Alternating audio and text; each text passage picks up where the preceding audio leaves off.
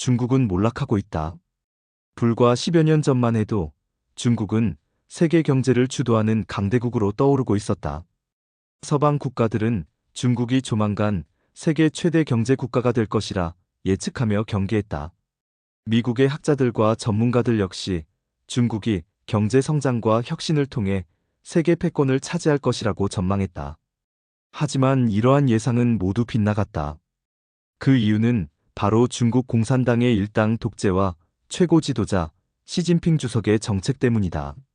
시진핑 주석은 원래 10년 임기의 중국 국가주석직을 초과하여 세 번째 임기를 이어가고 있다. 장기 집권을 노린 그의 행보는 중국을 더욱 권위주의적인 사회로 변화시켰다.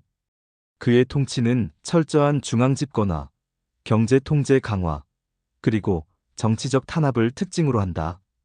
경제적 자유가 줄어들고 기업 활동이 위축되면서 중국의 성장 동력은 급격히 약화되었다.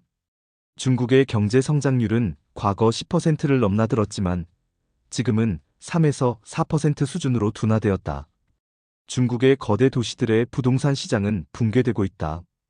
또한 중국 기업들은 세계 시장에서 점점 설 자리를 잃고 있으며 외국 자본과 기술 유입이 줄어들면서 혁신도 정체되고 있다.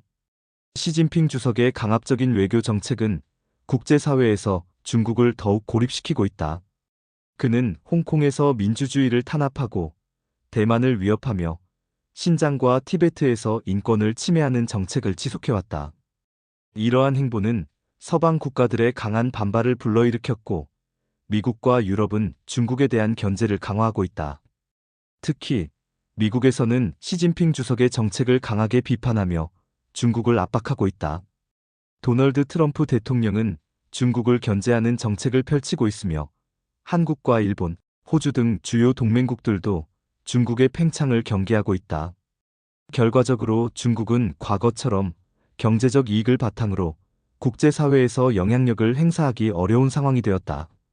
역사를 돌아보면 독재 정권은 단기적으로는 강력한 추진력을 발휘할 수 있지만 장기적으로는 내부적인 문제로 인해 스스로 무너지는 경우가 많았다.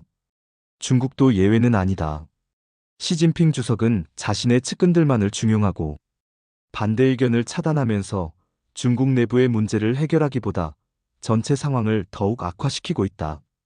경제 성장 둔화, 부패 문제, 인구 감소, 그리고 국제적인 고립은 결국 중국을 더욱 취약한 상태로 만들고 있다. 중국이 다시 세계 경제의 중심이 되기 위해서는 민주주의와 개방적인 시장 경제로의 전환이 필수적이다. 그러나 시진핑 주석의 독재 체제 하에서는 이러한 변화가 어려울 것이다.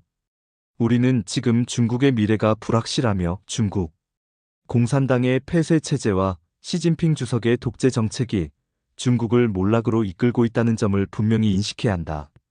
자유주의 국가들은 민주주의와 법치를 바탕으로 더욱 강해질 것이며 결국 중국과 같은 권위주의 국가들은 스스로 무너질 것이다. 우리는 이 현실을 직시해야 한다. 그리고 자유와 개방을 지키는 것이 얼마나 중요한지 다시 되새겨야 한다.